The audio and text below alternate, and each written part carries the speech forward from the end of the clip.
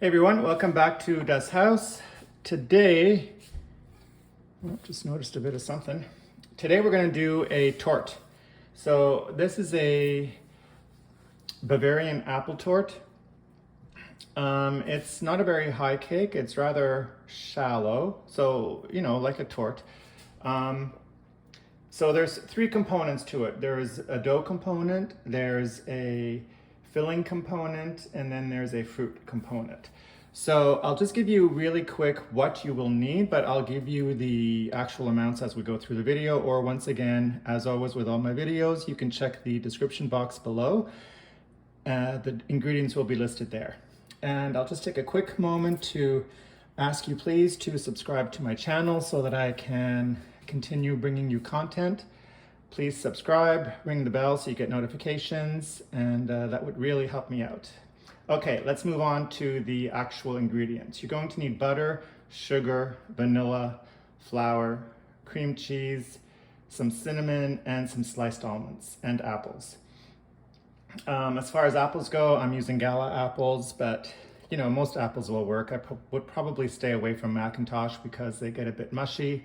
But I'm sure Granny Smith is fine, Empire apples are fine, probably most apples. So in our mixing bowl, the first thing we're going to do is make the dough layer. Also, I just want to say really quick, I've prepped a 10-inch springform pan, which is a pan with one of these on the side so that the bottom releases. I've buttered and floured, and then I've put in a piece of parchment paper just on the bottom. You don't need to flour all the way up the sides. I mean, as you can see, I wasn't too careful because, like I said, the cake doesn't rise all the way up.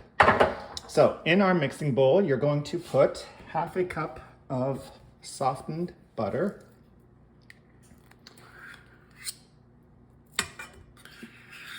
I know this has also been done with margarine. I find sometimes that, oddly enough, most of the well, not most, there's a fair amount of German recipes that actually use margarine. So I don't know if that was just more readily available when these recipes were created, or perhaps it was cheaper at the time.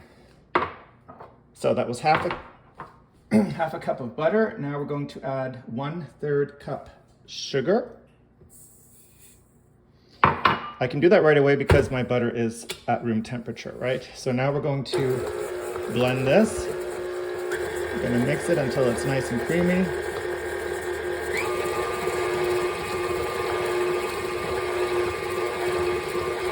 I'm sure you could actually do this by hand as well.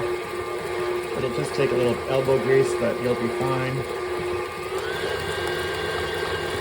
You're going to need some vanilla.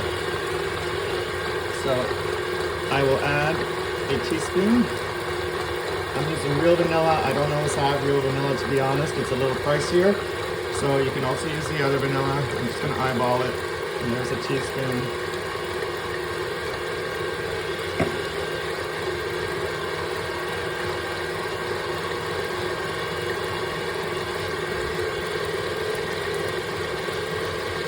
So that already looks pretty creamy. So let's slow that down. I'm just gonna have to move you guys just for a second because I have you attached to my counter and you're in the way of my drawer. Okay, there we go. So I'm just gonna pull this up, scrape down the sides.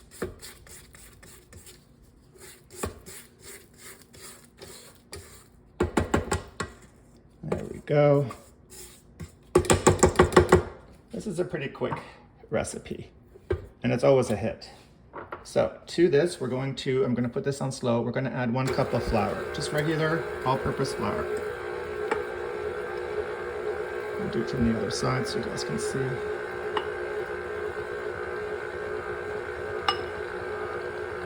There we go, that's 1 cup. I'm going to mix this. You don't have to overmix it, just wait until everything's combined. You can give it the final mix with your spatula.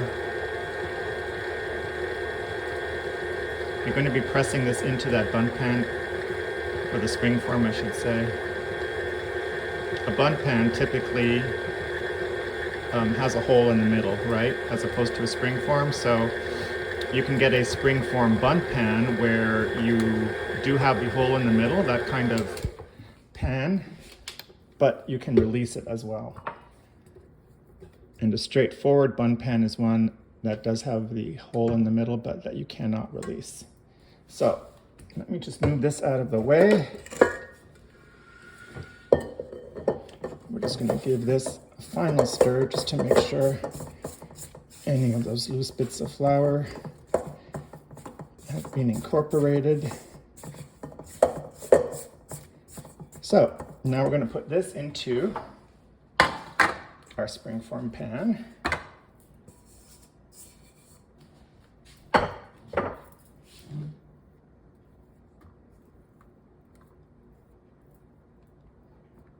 we go. I'm just going to get myself a touch of flour.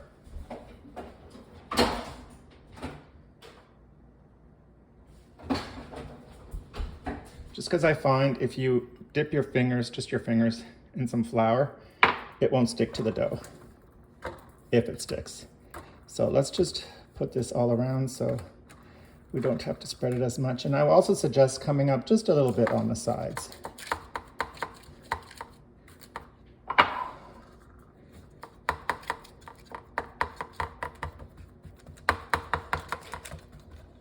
So you just want to do this until you have an even layer. All right, so while we do the filling, I've put the dough in the fridge just so the butter sets up a little bit. Incidentally, also preheat your oven to 450 degrees. This cooks on 2 different temperatures, or bakes on 2 different temperatures. So it's going to bake at 450 for 10 minutes, and then you're going to turn it down to 400 for another 25 minutes. But check back at the end of the video because I'll tell you exactly how long it took in my oven, because, you know, temperatures and recipes, you always have to take them with a little bit of a grain of salt. Near the end, the last 10-15 minutes, you should be checking because your oven might be quicker. So, sorry for the change in lighting. It's gotten suddenly dark here. I guess the rain is coming. It's been crazy hot the last few days. So for the filling, we're going to need 8 ounces of cream cheese. We're just going to dump that in. I'm using cream, incidentally, let me just get rid of this, it's easier. And I'm using a whisk attachment, as you saw. The original recipe calls for quark, Q-U-A-R-K. I don't have, well, I have found it in the past. This week, for some reason, I'm having a hard time finding it, so you can substitute ricotta, the smooth one, or you can substitute cream cheese. So there we go. Along with the 8 ounces of cream cheese, you're going to need a 1/4 cup of sugar. Let's just get this whisking.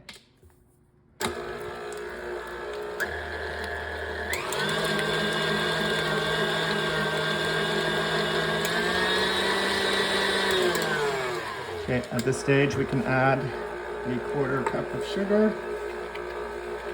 Let that mix around.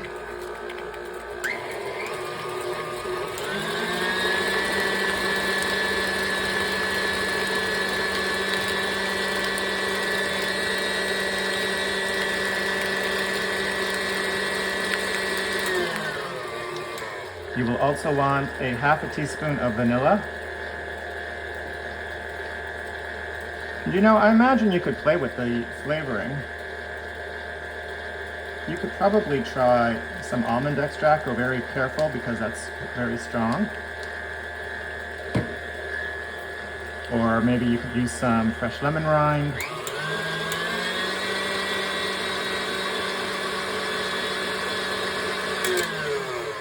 I'm gonna have to scrape this down.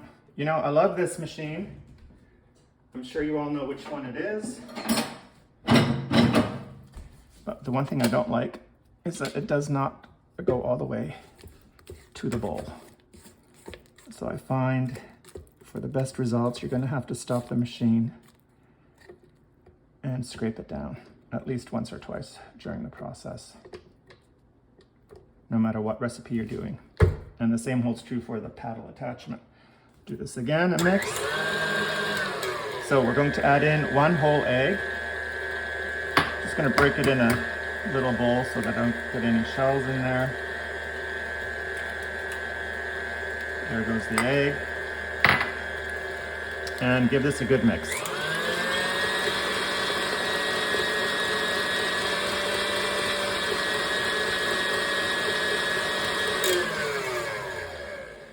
Another scrape down,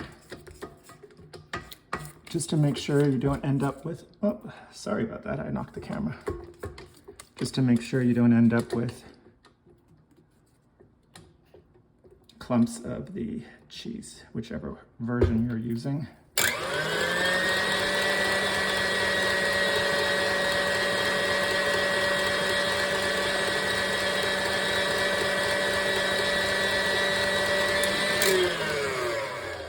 Okay, that's it for the filling. So let's assemble. I've, just to show you real quick, I've peeled, cored, and quartered, that's a mouthful, 4 apples, whole apples, to this thickness. Try to keep it fairly consistent because that way they'll bake evenly. This is 4 apples. If I need more, I'll let you know. So let me get my pan.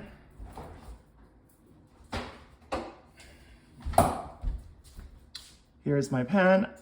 I don't know if you can see how I went up just a little bit on the sides. You want to try to cover the seam where the bottom pan meets the side pan just to prevent any possible leakage, and also to kind of hold the filling in. So let's pour the filling into there.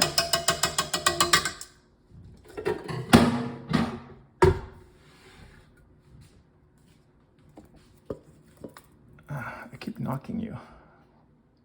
There we go. Just pour it into the center.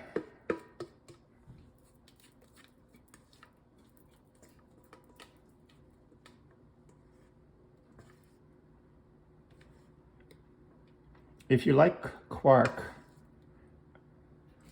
check out some other recipes on my channel. There's one for a plum or apple sheet cake crumble. That's made with quark and oil. In German it's Quarköl. Dough, which in German is Teig, T-E-I-G. So this one we're going to do with apple, which, if you want your German lesson for the day, is Apfel, A-P-F-E-L. So this is an Apfeltorte. Why is it called a torte and not a Kuchen or cake? Because it's not a cake batter. This won't look like a cake. And Germans aren't really known for making pies. To be honest with you, I don't even know that there's a word for pie in German.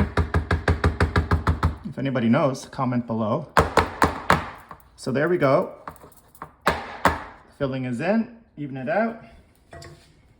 And now let your inner creative thrive. You can pattern these apples as you wish. Just be aware that you will see the top side, right? This is not an inverted cake. So what I'm gonna do is I'm gonna run 1 row of apples in this direction, and then the next row of apples I will reverse in the other direction. I'm overlapping them just the tiniest bit. You don't want these standing up. This is meant to be on the flatter side. And once again, because I don't want to bore you with this process, I'll finish it and then I'll come right back. All right, there we go. I've got the apples laid out. I moved my pan. Hopefully the lighting is a little better here, closer to the window. So that did not take 4 apples. That took probably, I would say, 3 apples. Because out of the 4, I have this much left. So there's a snack. So your next step is the topping. So over the top, we're going to sprinkle 1/3 cup of sugar, just regular granulated sugar.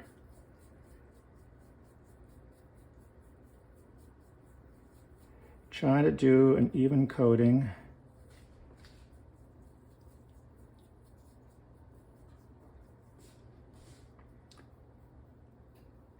And I would not do all the sugar at once. What I will do now is you need, sorry, let me double check this, a 1/4 cup of almonds, but I'm using a rounded 1/4 cup, a heaping cup. So sprinkle these are sliced almonds, over the top.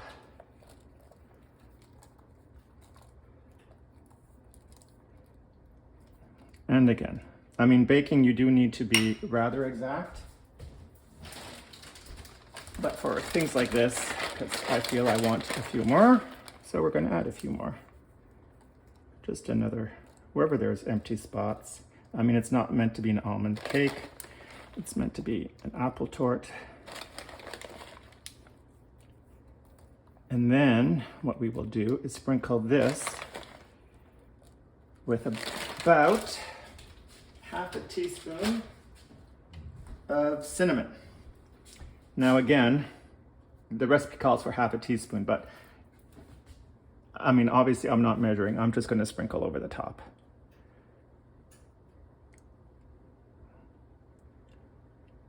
Give that a light sprinkle. Again, you don't want this overpowering either.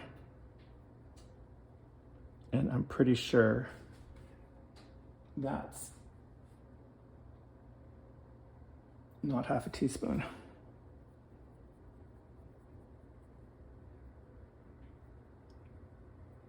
There we go. And over that, we will add the sugar, because the sugar will, on top of the nuts, will help them caramelize.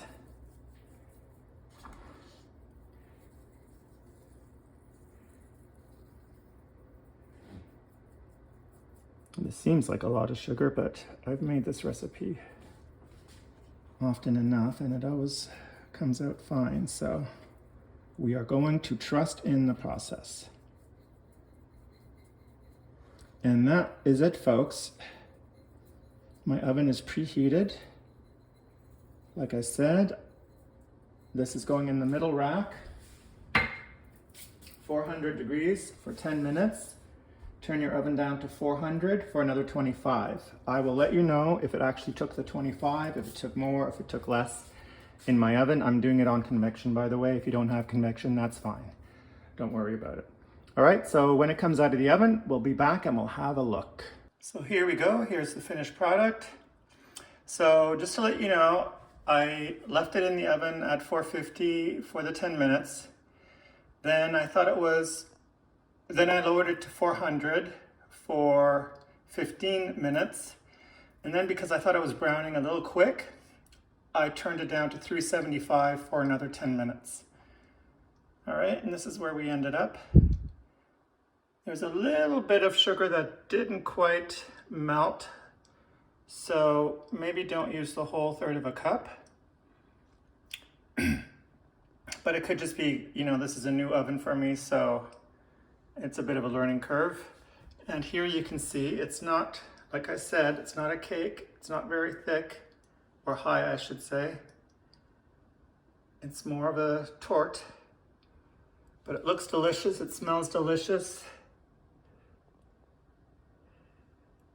It's got that German custard, apples, nuts, sugar, cinnamon. How can you go wrong? So there we go, Bavarian apple torte. Bon appetit, guten Appetit. Until you guys see you next time.